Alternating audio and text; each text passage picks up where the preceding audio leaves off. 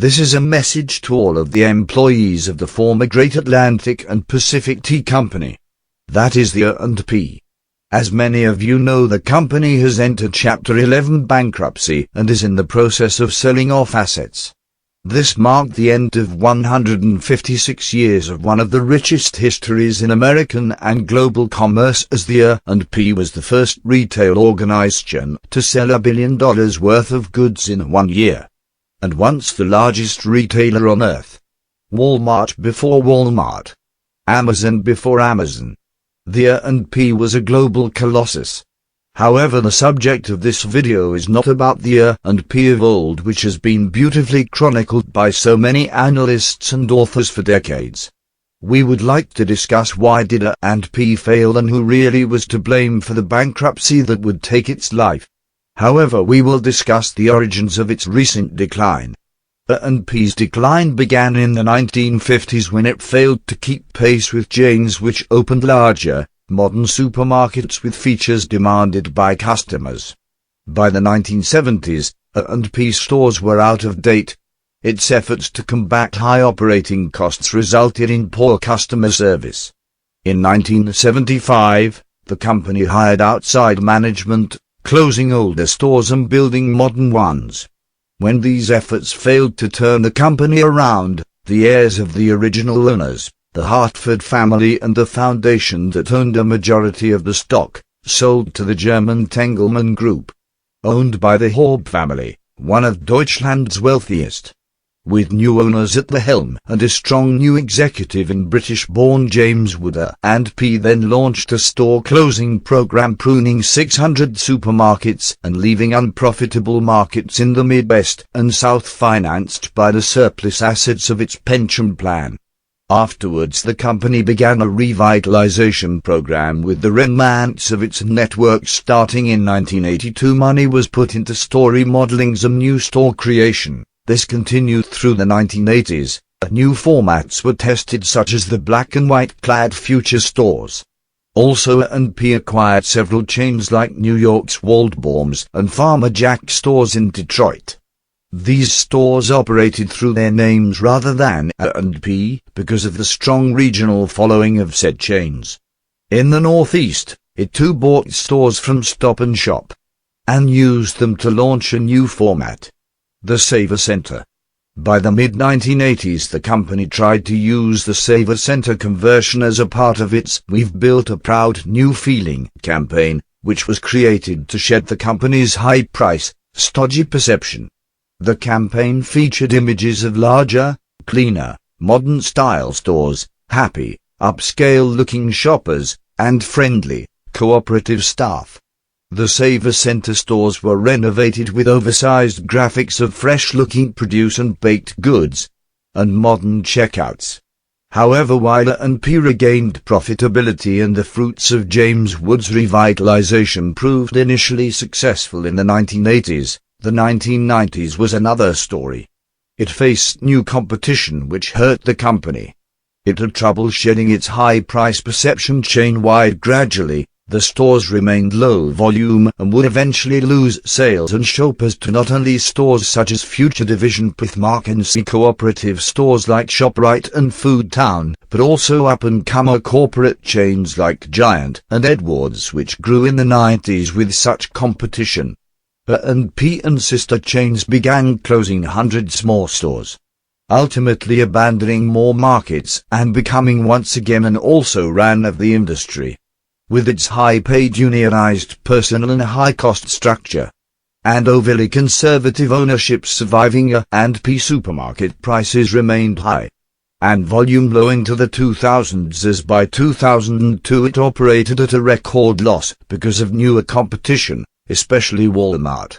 A&P closed more stores, abandoning its Detroit and Louisiana divisions, its last stores in the Midwest and South. Retrenching to the Northeast. By 2005 it had only 300 or so stores. 2 years later it bought Pathmark, one of its biggest rivals, with its high-volume urban stores. It seemed a smart competitive purchase.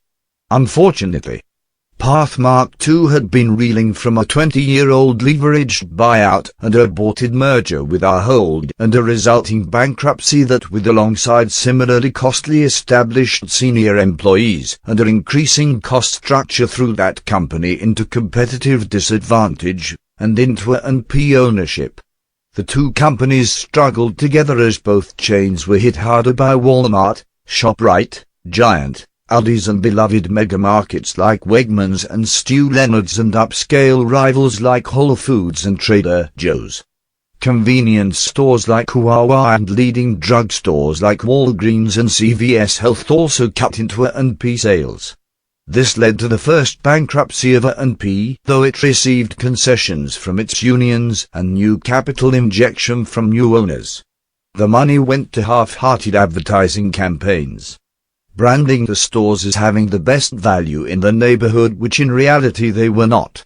The company changed chiefs 3 times, and the combination of inconsistent management, high labor costs, and continued poor sales brought on the second bankruptcy in July 2015. Why did A&P fail in the 2000s? Number 1, it was an antiquated company in a fast-moving retail landscape. This was the organization known even in the 1950s as Grandma.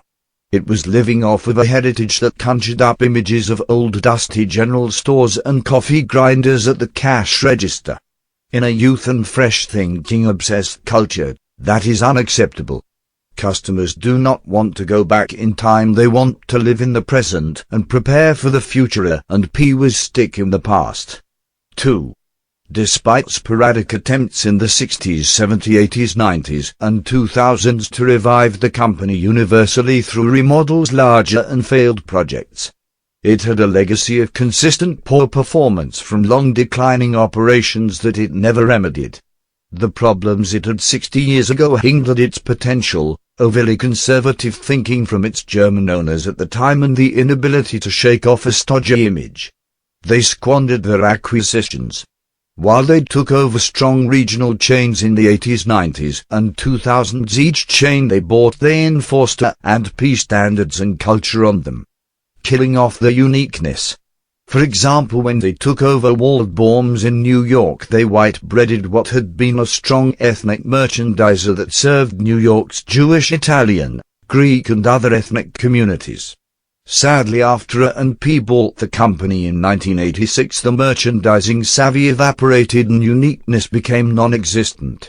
The same happened when they took over Pathmark in 2007. Pathmark, long known as one of the most productive, highest-volume grocery retailers in the United States, although it had declined somewhat in the 1990s and early 2000s, it still remained a strong competitor in the New York and Philadelphia trade areas till A&P took over. In the interim, they initially kept the stores separate from the rest of A&P, keeping the Renmans Pathmark's high-volume, low-price structure somewhat intact, but then began to integrate Pathmark operations into A&P's incompetence. A&P was out-and-out a union shop, and the unions were unwilling to concede to A&P's management. Corrupt criminal union bosses had been extorting money from A&P and Pathmark years and years, and were alongside A&P's corporate management the reason why prices were uncompetitive at store level, and why store managers were unable to run their stores. As a result, things like this. This guy, this is at least USA, not FBI. You're not FBI. What? I'm not against FBI, but he's not working for the FBI. So what? So he cannot wear a hat. Paying you almost $30 an hour? Váyase a trabajar. Go back to work, guys. Yeah, when we tell No, them, I tell them to go to work, you. not you. You don't pay Me them. don't tell them. I just not told me. him. You don't I just pay told them. him. I do. Just listen to me. Anybody's not working, leave them at premises. that's it. Go home. Pay the people. 2,000 employees. Right. Out for Right. work. Right. If anybody stop, punch them out. That is an order from me and from the lawyers. If anybody doesn't want to work, punch them out. We have help. Put sign outside. Customer for 15 minutes waiting outside. Tell Your me my manager came over here, Don't tell okay? me my manager. I'm telling you, your This manager. is my business. Well, talk to him. This is my fucking business. And these are our members. I'm telling you. Anybody that's to work, walk out. If you come disturb my business, you can fucking call the police. These people, I paid them the check. Not Yeah. you. I paid them, not you. Lastly, A&P more than ever was out of touch with the customer. Customers are no longer willing to be at the mercy of the Okido supermarket, centered on canned and boxed groceries sold at high markup, and few fresh produce, and a meat department staffed with slow old jocular overpaid old school perverted career meat cutters from the 60s. And the grocery stores they ran were not appealing to the modern customer. Today's society is more demanding of their food choices. The customers of today want convenience, they want better-for-you options, they want more fresh, natural and organic foods, they want vegetarian and vegan options, they want to feel that they are better human beings than their neighbors, and that they are better than the rest of humanity when they shop. They want to explore the foods of other ethnicities and diversify their palates. While A&P was somewhat experimenting with the upmarket trends in so-called freighter grocers like Wegmans, Whole Foods, Trader Joe's, and even Aldi's already had the lock on the natural, fresh, organic and higher quality market. And if you are not already there, then you have lost the customers. Who deserves the blame? Many say that management was the problem, and yes, there was a lot of hanky-panky going on at corporate.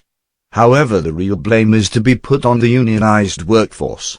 People that had 20, 30, 40 years with the organization making princely and kingly sums of cash per hour. Really?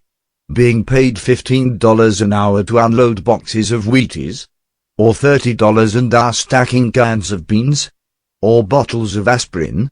Bottles of aspirin that cost twice what they do at an equally unionized competing ShopRite store.